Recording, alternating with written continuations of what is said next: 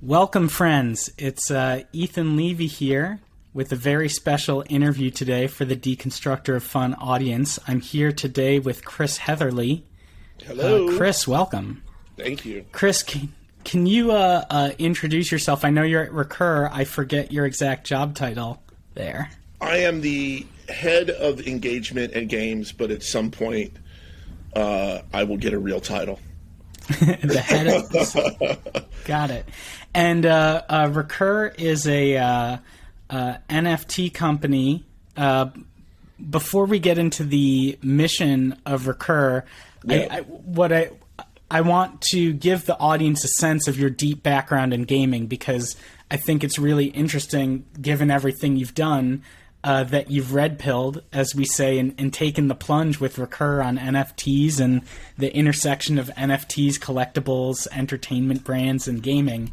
And I really want to go deep on that. But first, can you set the scene, tell us all a little bit about your background?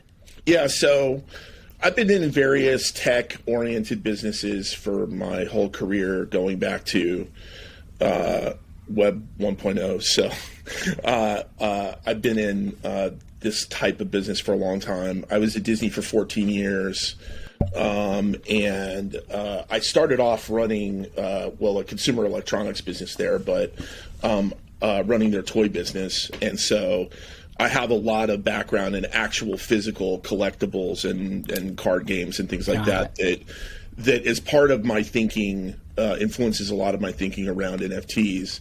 But then after toys, I wanted to get back into digital because that had been my background, and I went to run first Club Penguin and Disney's MMOs. The much beloved Club Penguin. Much beloved and missed Club Penguin. And that also informs a lot of my thinking around NFTs. And then I wound up running Disney's mobile business for several years, and we had several, top grossing hits, Star Wars Commander, Disney Emoji Blitz, which is now at Jam City, and others. And then I went over to Universal. Were you involved with Where's My Water? I was not involved with Where's My Water. I mean, barely as a publisher, but the creator of Where's My Water is one of my best friends, and we're actually doing a side game together right now. Got it. Where's My Water? It was such a fun and innovative game, like one of the few mobile games to actually use the touchscreen to make a new form of play. And I do miss those days when a premium title could be a top-grossing title and one of the biggest mobile game successes, I have to say. Yeah, but it's Tim Fitzrandolph, who made that game, is really a genius in the way that he does physics gameplay and really knows how to kind of in a Nintendo-esque way kind of bring out the best in a platform. But anyway, so after Disney, I went over to Universal. And I built a games team over there, and we were going to take a run at Disney. We had some successful titles, Jurassic World Alive, several of the Jurassic World games. We did a bunch of stuff with VR and other things, but Universal had other priorities, and that's when I left and spun out Disney Emoji Blitz to Network, where I met you. And worked there for a year getting that live. And then afterwards, I started consulting and advising, and that sort of led me into NFTs.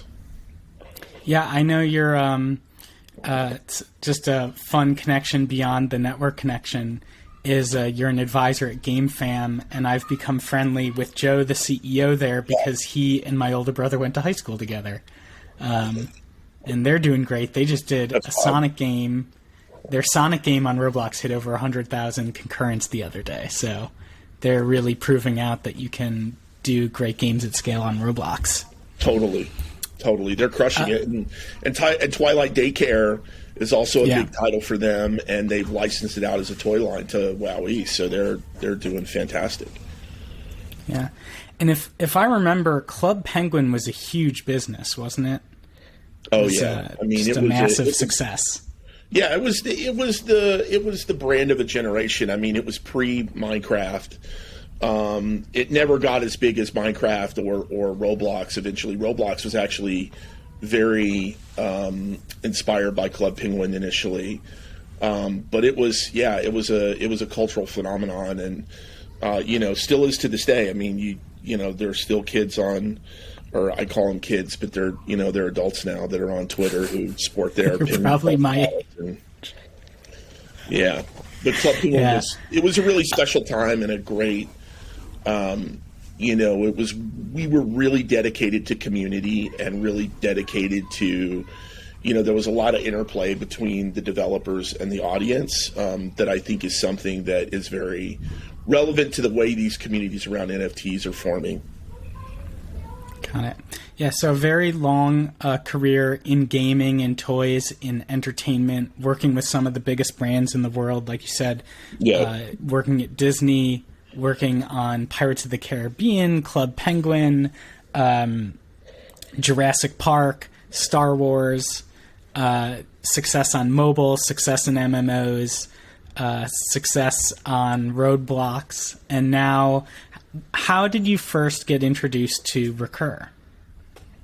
So I was advising, and the way I got into NFTs is kind of funny. So I got a call from a friend from the toy industry who had sold his company and bought $1 million in Pokemon cards and decided over his name's Jeremy Padower, and decided he's always been this. Really, I hope that wasn't all I hope he didn't sell his company and plow it all. No. Even if I'm sure that was lucrative, just mentally. No. So he bought $1 million in Pokemon cards, and over the pandemic, started doing these Instagram videos where he would talk about the collectability, because he's always been a collectibles expert. And he started amassing this really huge following of people who were into trading cards and collectibles, and wound up making friends with all kinds of folks, including Logan Paul. And so he calls me one day and says, Logan wants to get into NFTs and he wants to do something with Club Penguin. Can you talk to him? And I wound up spending a couple hours talking to Logan about his point of view on, if that sentence isn't the premise of a William Gibson near future novel, I don't know what is, right? Well, so I wind up talking to Logan for a couple hours, and he's a great guy, very smart businessman, and he's sort of laying out for me why NFTs are going to be the next big thing. And we didn't wind up pulling off the Club Penguin thing, but I started posting about NFTs on Facebook, and it's the one time Facebook has not gotten me in trouble and actually brought me something good. So, so another friend of mine who from Disney, Stephen Teglis, who had been to Disney and Warner Brothers, had just started at a company that was like brand new called Recur. And he called me and said, hey, I see you're talking about NFTs. We should talk. I'm working at this new company. I want you to kind of check these guys out. Tell me what you think. And I wind up talking to the two founders of the company, and one had come from the kind of the consumer products e-commerce side, did a lot of print-on-demand e-commerce stuff for the studios. And the other one had a very deep, Zach Brush, who's our CEO now, had a very deep DeFi background. And he had built some of the biggest, high-frequency trading desks in crypto, and brought along with him this really badass engineering team of crypto folks that had come from places like Poloniex and Circle, and several of them had built the USDC stablecoin. He made a really good argument that a lot of these companies in the gaming side, and other places that were getting into NFTs that didn't have the DeFi background were going to run into a lot of problems with the financial side of NFTs and the security aspect, the regulatory aspect, the fiat on and off ramps, all the kind of like plumbing that you need to be really successful at dealing with crypto and real money transactions. And so very prescient man. I mean, like we just saw the nine figure hack of Ronin, and I'll even just call it a hack in quotes, because really it was a social engineering exploit of bad hygiene on the way a sidechain was set up with 9 validator nodes. So, and then another hack. We've seen a lot of 9-figure hacks in the space. So knowing that many people are going to have issues with the security setup, and I'm starting to understand a little bit more of the regulatory environment myself, and it's, this is 10 times more complicated than when we wanted to give money away to people for playing Tetris on their phones. So yeah, it's a lot. A lot of this stuff is stuff that is beyond me, and I don't even want to know. I'm glad to be working with guys who have done this with USDC and right. who have built these platforms before and run into these problems before. Because as a game maker, I want to focus on making games and content. So that's how I got introduced to Recur. So that was February of last year. Fast forward to today, we've got 170 employees, all distributed. So we built this whole company distributed over the pandemic. Wow. We've launched our products. So we have we first did an initial drop for Recur pass holders, which is sort of the the VIP pass of Recur. And full disclosure, I have a Recur pass, and I've got NFTs in 2 of your experiences. So thank you. I am, just by talking to you, I am kind of shilling my bag, but that's not why we're having this conversation. Well, I'm glad to hear it, and then we launched NFTU, which is college started as college basketball, but we'll be doing college football in the fall. We signed up 55 schools and about 150 athletes. So we did that right after the Supreme Court made their big decision. Launched that product, and then we just launched Star Trek. I got, at first I was an advisor with these guys, and then right around October we did the raise. We raised $55 million on, I think it was $1/3 billion.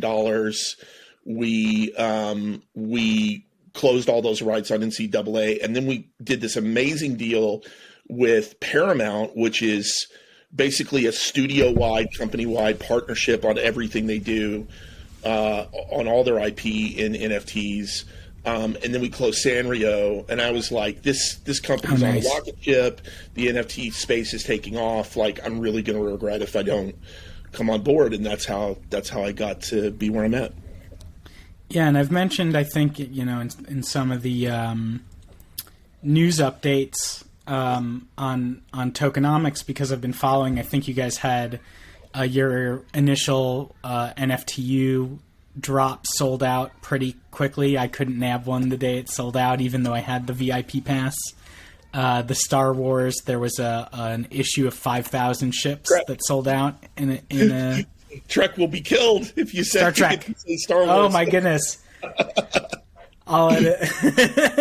There were 5,000 Star Trek captain ships that sold out right away. So you're finding a fit between audience and these branded experiences. And if you say Sanrio, I'm pretty sure there are a lot of people who want some Hello Kitty NFTs. So what was the moment you red pilled? Was it talking to Logan Paul? Was he your Morpheus, or was there a moment for you? I think the moment for me, honestly, was I got involved as an advisor at first because I thought, okay, this space is really interesting, and I buy the premise of NFT collectibles, and I can see how this is going to work in games, but clearly there's a lot of froth in this market, right? And at some point, the bubble is going to pop, and do I want to throw my career behind this or not? Kind of, not knowing how much of this is going to be speculative. And then what happened was around the end of last summer, the bubble popped in a big way, and the market really tanked. And then it came back like stronger and bigger than ever. Right. And it's happened a couple times since then. I mean, we recently saw another decline in the market driven by a lot of the macroeconomic stuff that's going on. And then over the last couple weeks, you've had several major, hugely successful NFT, drops. Moonbirds being, one of them, and it's just this market. What it proved to me is this market is not going to slow down. The trend for NFTs and the number of people coming into the NFT ecosystem is going to overcome kind of any other macroeconomic stuff that's going on. And there's a lot of education. There's a lot of FUD. There's a lot of haters on Twitter or whatever. But when you look at what's really happening with users and dollars, like this market is just growing leaps and bounds. And to me, I just looked at it and thought, hey, I've been through Web 1, I've been through Web 2, I've been through mobile, right? I've been through all those cycles. Every 10 years, something comes along and completely changes the game. Yeah. And the more I started looking at crypto and NFTs, I'm like, this is going to change everything. Like, this technology is going to revolutionize banking, governance, all kinds of other things. And I was like, look, you want to be. I'm the kind of person who likes being on the cutting edge of stuff, and so I was like, all right, this is the next 10 years of my career. I'm in. Yeah. I've talked around it a little bit, but what is the mission of Recur? We know what they're doing with, you've got branded partnerships, you've got college sports, you've got this VIP pass. But what is, taking just like a basic look at it, what is the company, what is its mission? Yeah. So there's two things we do. The first is the platform, and long term, the real business is about the platform and the technology. So we took a bet on being chain agnostic, coin agnostic. So we don't have a currency, we don't have a blockchain. We have our own platform that is compatible with and can work with any blockchain.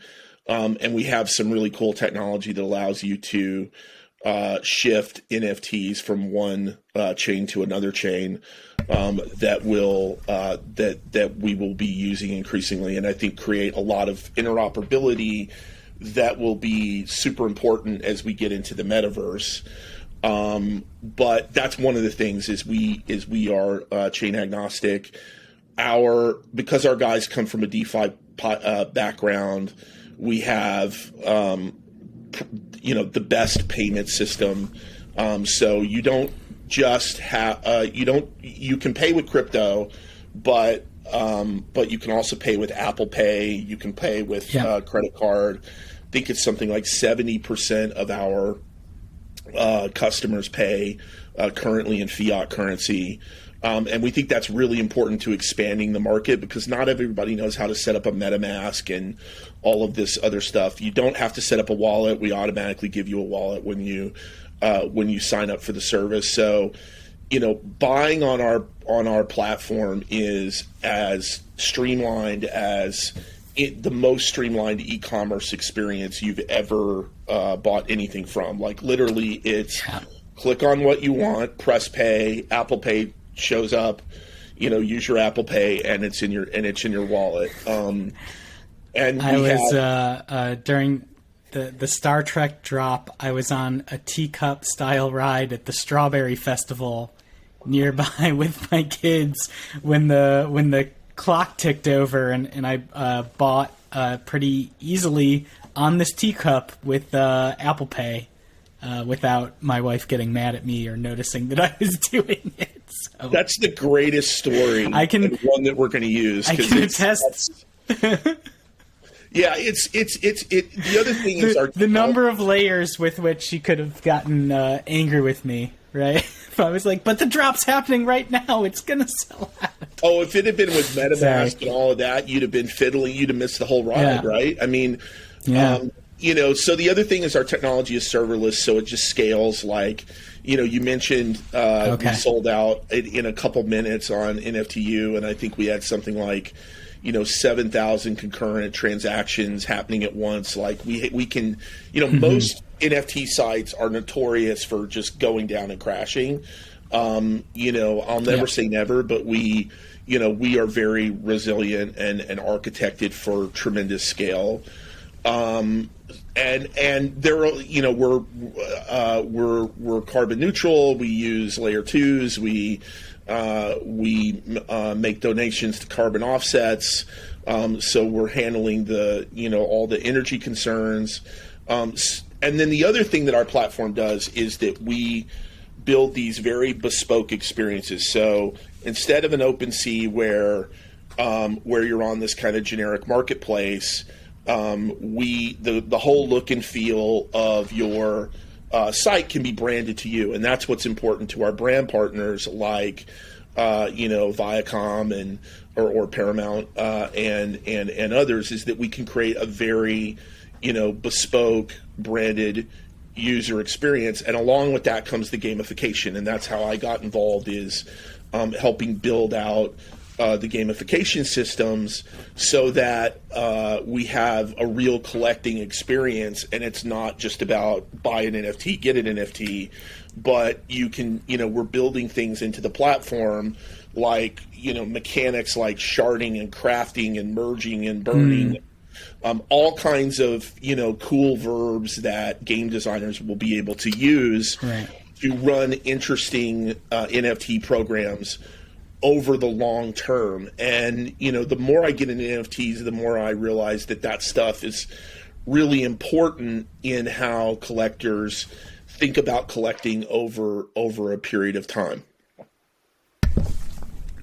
Got it. And so in your mind, it sounds like you're building mostly, Recur is doing the building of experiences for these brand partnerships. Is that the end goal, or is that the proving out?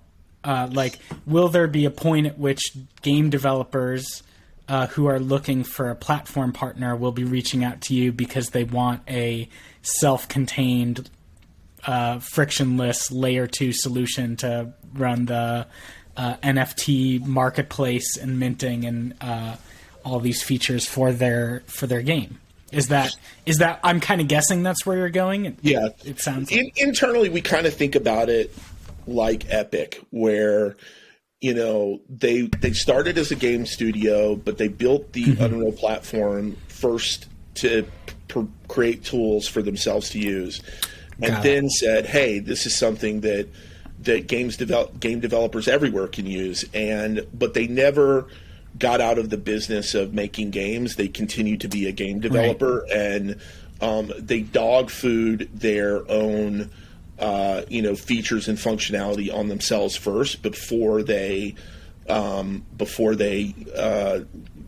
it out to third parties. And so we want to do the same thing. So the gaming studio that I run is really about one, servicing these enormous brands that don't necessarily want to get into the mechanics of running an NFT business, and want someone that can handle that for them in a really white glove way. But two, using that to push the boundaries of our platform and create capabilities that then we can turn into tools and automation that we can roll out to third-party developers. Got it. That makes a lot of sense.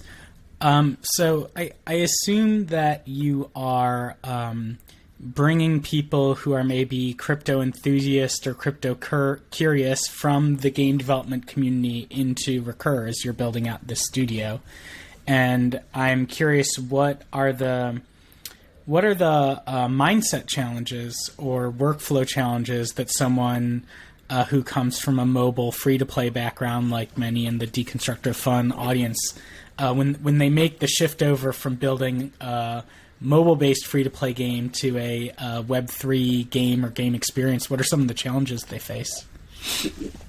Well, one of the things that we're initially focused on NFT collectibles, and we're starting to work our way into play to earn instead of starting with. I feel like a lot of the play to earn game concepts that I see floating around feel to me like somebody had a game they wanted to make and they couldn't get it funded as free to play, or they couldn't. Right.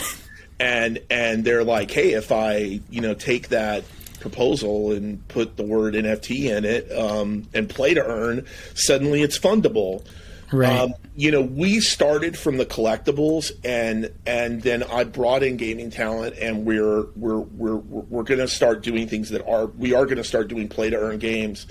But one of the things I like about where we started is focusing just on the collectible experience has forced us to really think deeply about these real-world economies, how they function, what the collecting dynamics are, and what makes collecting within these economies compelling.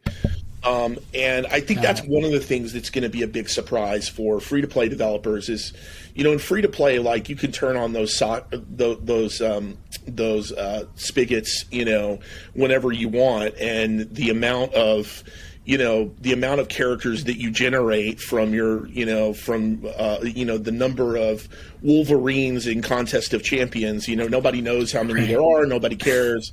But suddenly, when you start thinking about a game where everything is a scarce resource, you have to that inherently is going to change all of the dynamics, and it's going to change the gameplay. And so you have to rethink a lot of your things that were just taken for granted in the free to play space, and think about everything from the perspective of scarcity and what impact that has. I'll give you a design challenge that we're thinking about right now with regard to Star Trek, which is, okay, we've announced that the next thing that you can get is crew. And one of the things we're talking about is the number of crew that you can put on a ship is directly or the number of crew that we release in a drop is tied to intrinsically the number of crew that you can enable on a ship. Right. So you have to find that sweet spot between what you allow the ship to do, right, and how many crew it consumes, and how many crew you put out into the economy, so that you don't have, users who've got too much crew in their account, because then what happens is the floor price of crew goes through the floor. Right. And where you have enough draw on the crew, so that there's some scarcity, so that I want to go to the marketplace and buy another crew in order to further my game, and in which there's a buyer for that seller, right? So you have to think about all of those market dynamics and what the impact of the things that you're putting into the economy have on the economy overall, and all the other users and the users who came before, because there's a high sensitivity that your origin users, the people who were your initial cohort, what we would call the golden cohort in mobile games, those people don't want to get diluted and see their initial investment drop through the floor. So there's a lot more to think about in that regard, and I think that really solid economy design is going to, economy designers are going to have a heyday in this stuff, and they're going to be a very prized commodity. Yeah, these challenges are, because I'm going through some of it myself on Legendary Heroes Unchained, and they're very exciting challenges, and they're also really scary, because, I just finished the first draft of a white paper, and I don't know what language is going to, survive through compliance review to the final version or not, but, I did a lot of writing about how we are going to not have any power creep, and that the height of power of the first heroes you ever buy are going to be the same as the height of power, 3 years, 5 years down the line. And that's the game I want to build, because I think it's much better for players. But you're relying in mobile, it's like when we sell a card pack, our goal, we set a sales target internally and we hit it or we don't hit it, but the users don't know and it doesn't affect them at all. Right. Whereas like with an NFT drop, you don't set a sales target. You actually manufacture a number of card packs. And if they don't all sell out, it affects the perceived value of the ones that were purchased. It's such an interesting and different way to think about running your economy. And it's part of why I red pilled, is just because of the excitement of it, of just a brand new game design challenge that no one had any answers for. But like, I'll wake up at 2 a.m. every now and then and go like, is like, are we making the right choices? It's fun and scary. Fortunately, at Recur, we have a great design team, and we hired a guy named Chris Fidalgo, who is the best economy designer I've worked with, and he has this method called value in, value out. And it's something that we are going to build into all of our tools, and so hopefully we will have tools that will allow creators to will help creators solve some of those problems, because not everyone can get the expertise that we've got or you've got. Right. And so if we're able to build that into tools, it'll make it easier. The other thing that connected to that you have to think about as a game designer is the market's going to speak, right, in ways that you don't anticipate as a designer, and so you have to think more about kind of the market forces and the market being the game. And anyone, and connected to that is anyone who thinks this business is just about primary sales, I think is fooling themselves. The secondary market is where your project is going to live or die, because if there's no demand on the secondary market, then there's not going to be any interest in your future primary sales drops. So you have to really focus on how your game mechanics help drive transactions and help drive reasons for people to trade with one another in the secondary marketplace. If you do that, then you'll have a thriving economy, and then you can continue to kind of put more NFTs in it. But if you just start spamming NFTs into a market where your holders are not seeing robust trading activity, they're gonna dry up on you. So you really, I think that a lot of game designers are used to having control of the whole picture themselves, and you have to think more like you have to think almost more like you're sitting outside of the marketplace and you're observing the behavior going on and then responding to it and kind of iterating with the market, as opposed to being able to predict all the outcomes before they happen, if that makes sense. Yeah, no, absolutely. I watched the Champions Ascension primary minting pretty closely, and I actually ended up buying 2. And it's it was a real, that's the Jam City, looks like kind of gacha based hero collector. And I mean, one, to speak of like external market forces, no one could have predicted that a war would break out literally the day of or the day before the minting. And of course, something of that level of global news and economy shock is going to influence people's behavior. But whether that was or wasn't a contributing factor, I felt like the way they priced it, that they would, like, Jam City's a rich company. They have a lot of money. If I had been running that project, I would have been if I'd been in that project, I would have been said, hey, we should sell at a much lower price and make sure we sell out this primary instead of using this Dutch auction format that's intended to maximize the price. Or maximize the sales price of each individual one, because they didn't sell all 10,000, and I think they would have healthier start to their project had they sold out 10,000 heroes at a much lower price than sold out 7,500 at, whatever values ranging between 1 and 0.3 ETH by the time it dropped to the bottom.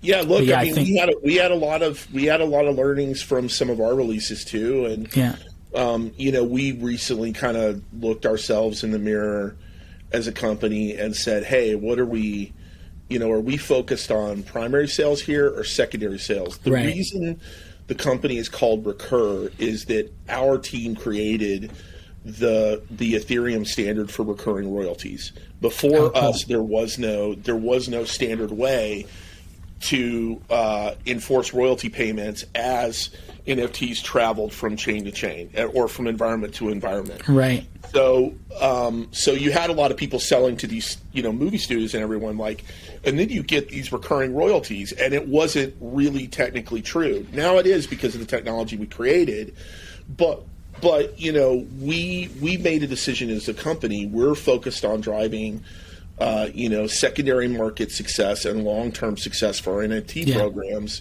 And the decisions we're going to make going forward are going to be consistent with that, but that's a big realization that I think a lot of NFT companies are going to have to come to, because there is a huge temptation to make a lot of money on the primary, to make all your money off of the primary sale. Yeah. But, and in order to, say, hey, we're really about driving secondary, you have to have a lot of confidence in your game design and your team and what you're doing.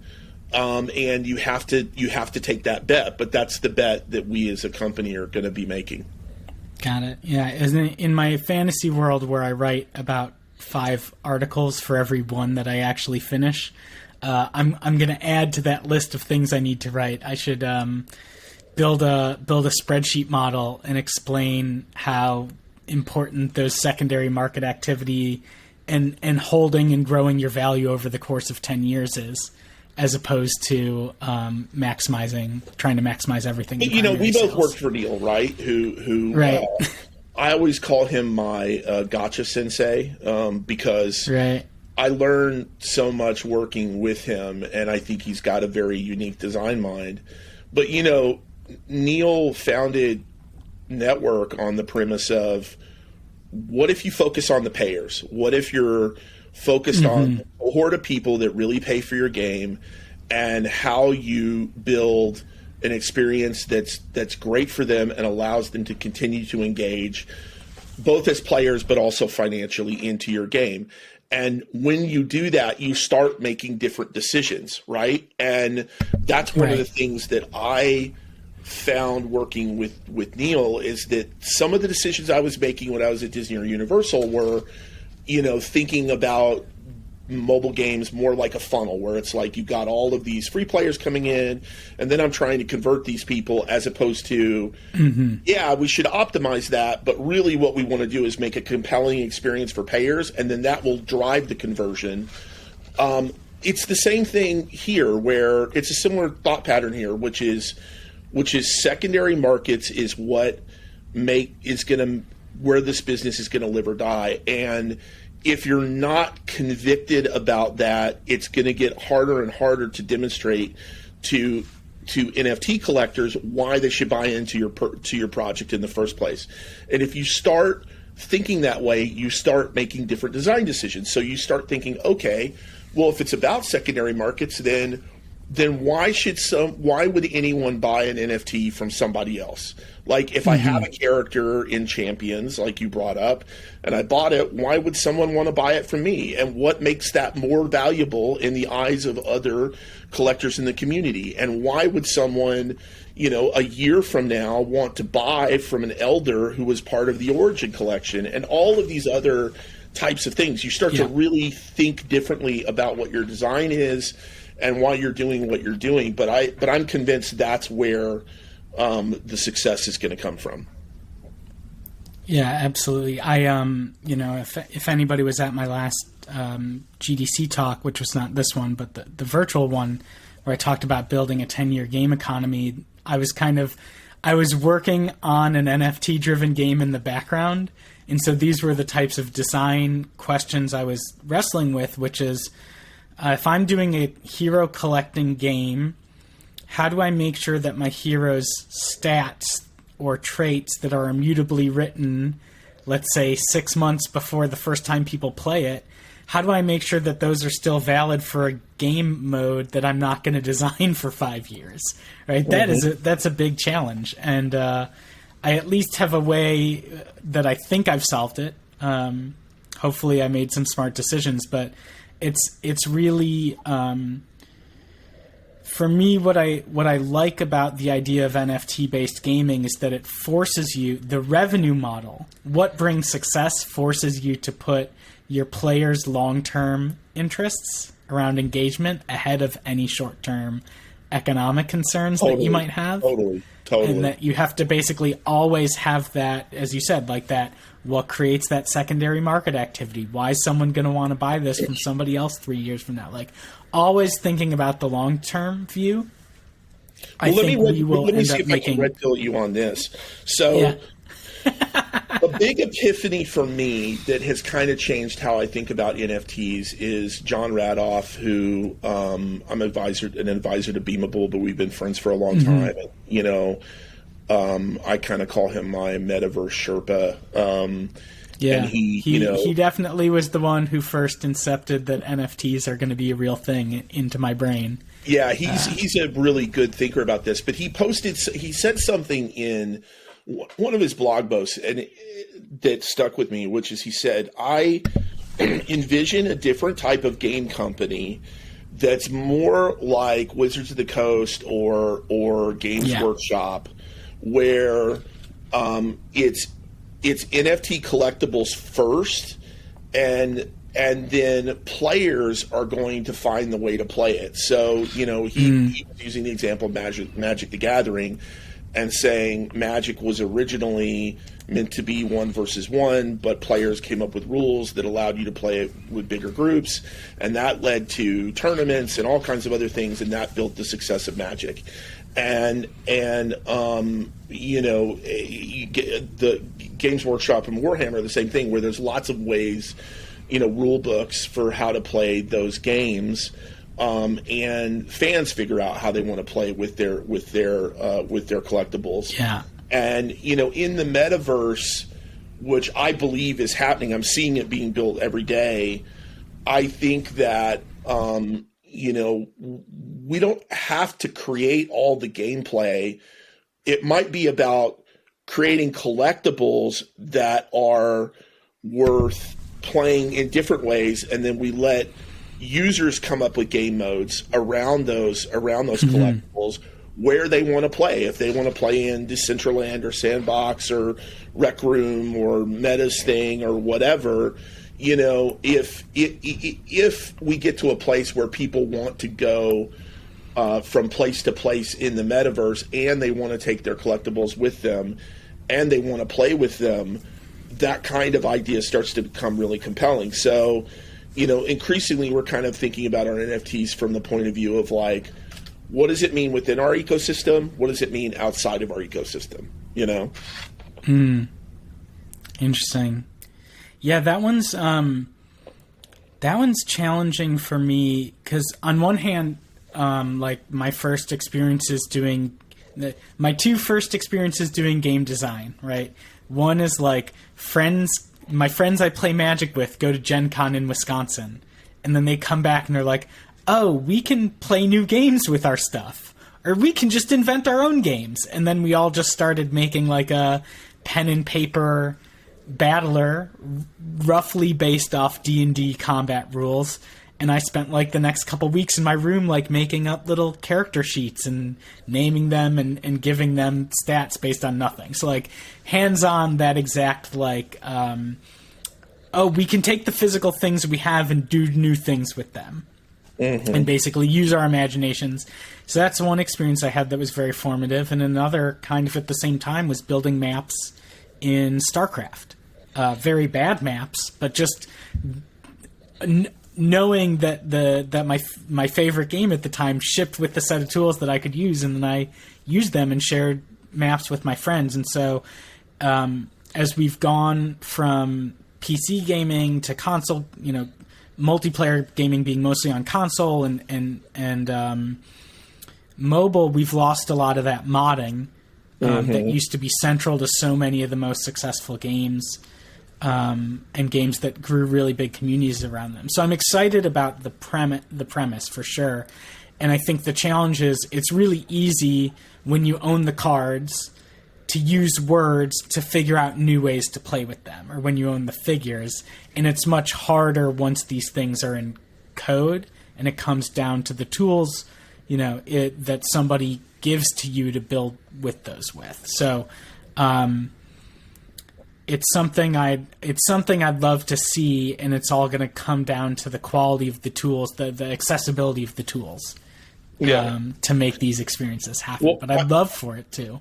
I heard our friend Mishka. Some of my he was recently very, I think, on one of the Tokenomics podcasts, very skeptical about the Hangout MMO type thing, and I don't think what Meta is doing is the right approach either. But Club Penguin was built off of people hanging out with one another, and we made $750 million. Like, it was, the kind of the social.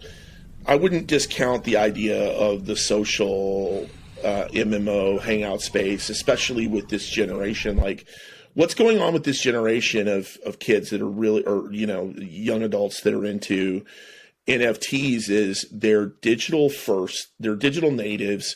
They grew up with with all this stuff. They grew up with social media. Their friends are all online. Their persona is their Instagram account or their TikTok account. And so that's the reason that one of the first pieces of utility is using your avatar for your profile picture on Instagram or Twitter or some of these social media platforms. But avatars are coming right behind it, and you're going to have avatars that like Ready Player Me that you had on the podcast that people are going to want to buy and own, and then it's going to be okay. Well, I want to go somewhere with them, and then creators are going to create places for people to go, and a lot of those places will suck, and they won't be, super compelling, but some of them will break through. And you see this phenomenon. Roblox has proven this out, which is that the YouTube of gaming is going to happen, right? You're going to have a lot of user-generated gaming content. You have a whole generation of kids. I mean, I see it with my son. He's at USC right now, right? Which is your alma mater. Yeah, he's taking one of the most important classes I ever took in my life. Thank you to Chris Swain and Tracy Fullerton. Yeah, right? All of his friends are, grew up playing games, but they also, grew up watching all of these YouTube videos about making games. So they know the mechanics and all this stuff so much better than you or I did coming up. And, they get started modding in, making stuff in Roblox and Minecraft and some of these platforms. And so, you're going to have this very game aware, very game interested, robust creator economy that's going to produce a lot of crap. But out of that will come some really cool things. And right now, Roblox is the only platform that's really got that. But I think you're going to see 3 or 4 or 5 Robloxes that do different things in different ways. And then people are going to want to move between them in some fashion, and that'll be your wallet and your avatar. And that the metaverse is going to be built. I don't think it's going to come from some company like Facebook that goes out and invests $1 billion and makes it and says, here you go, we built the metaverse. It's going to be built brick by brick by creators and modders and NFT creators who kind of add their piece to it, and it's going to emerge as this really dynamic ecosystem. Yeah, I think to go to my almost my fear or the idea of like a physical objects. Like I could, as you were talking, I could see a story of someone saying, "Hey, I've got my Star Trek captainship NFT, and it's got all these traits, and I just printed out a bunch of cards and make a YouTube video. Here's a video of me playing a battler with these Star Trek ships, and then share it on the Discord for that experience. And there's nothing preventing someone else from then going away for a weekend and coming back and saying like, hey, sign in with your wallet right here. I made a game I made that game and we can play it. And there's nothing the company can do to prevent us from having a website recognize that we own these objects and now we can play a game with them. Like, that's part of the excitement of Web3 is that, you can't right now query someone's holdings, their pops in Funko Pop Blitz, right? Outside of the company, you can't see what somebody owns. But like, I could set up a game that recognizes what axes are in your wallet and recognizes their traits and allows you to play with them. Like, the opportunities for this level of modding are super interesting.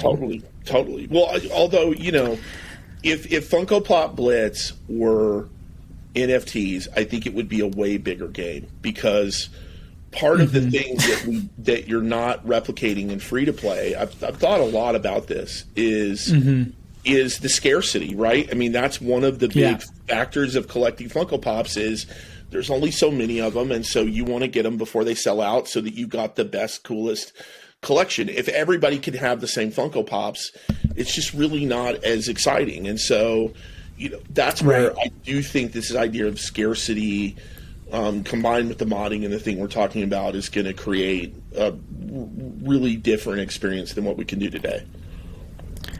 Yeah.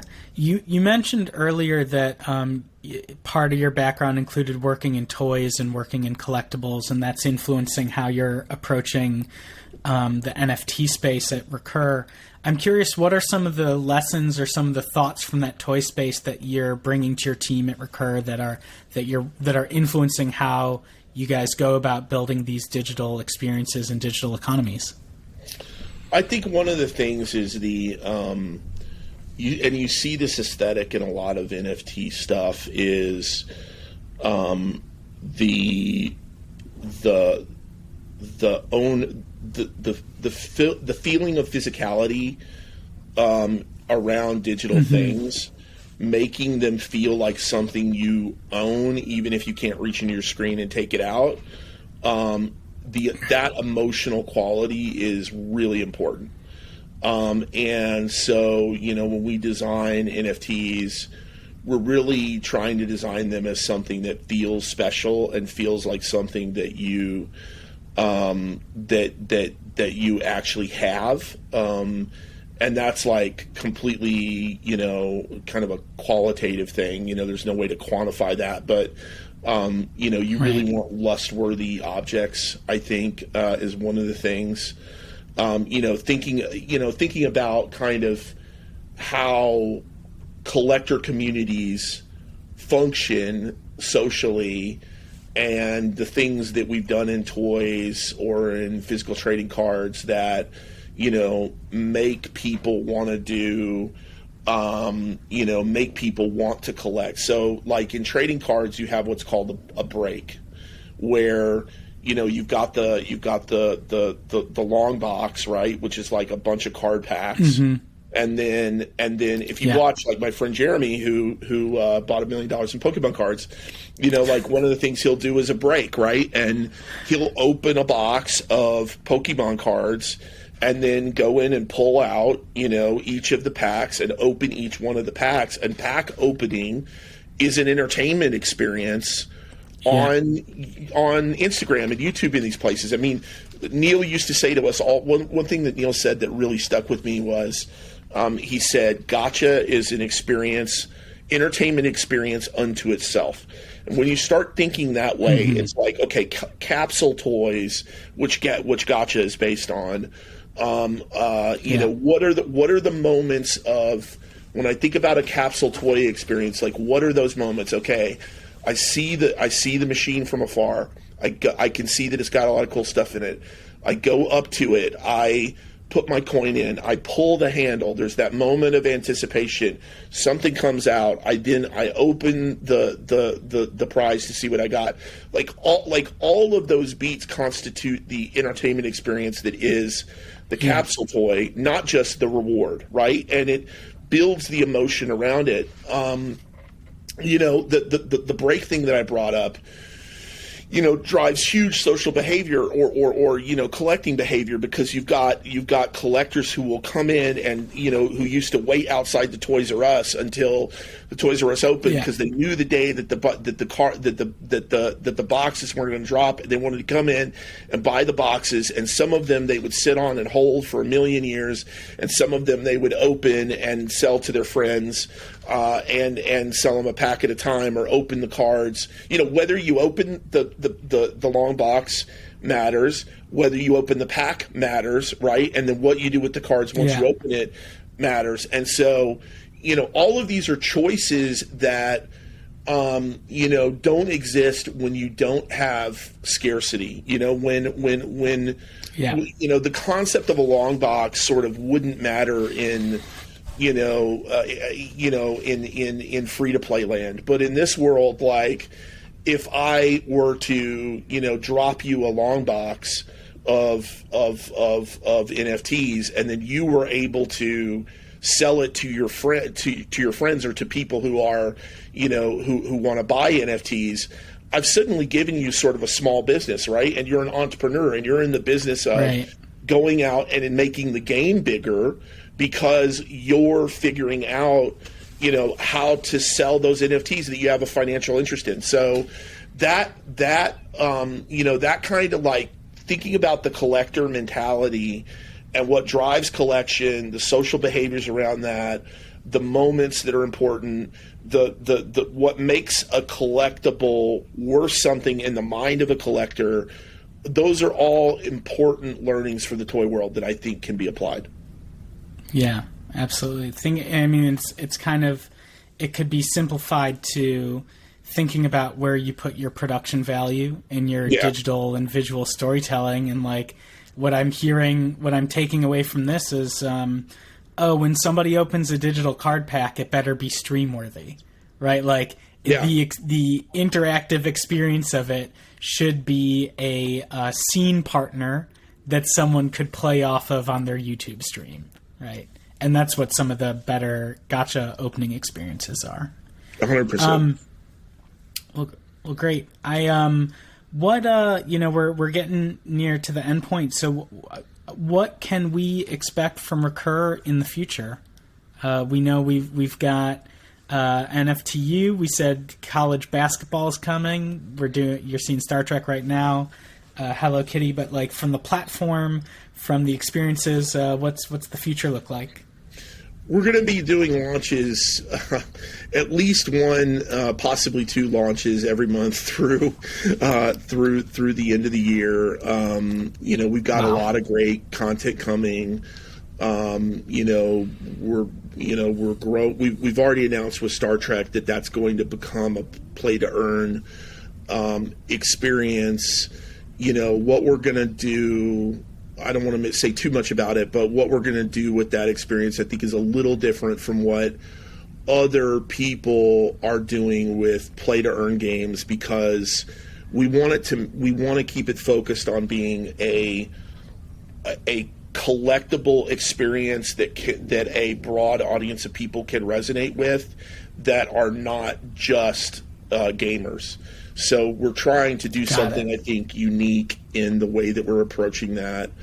And that will be, assuming that works, that's going to be a system that we use a lot going forward. But we've announced Sanrio, we've announced Care Bears, we have some amazing creative for that franchise. We've got, much more coming from Paramount. We've got our cup runneth over, and it's really a question of how quick we can get this stuff to market now.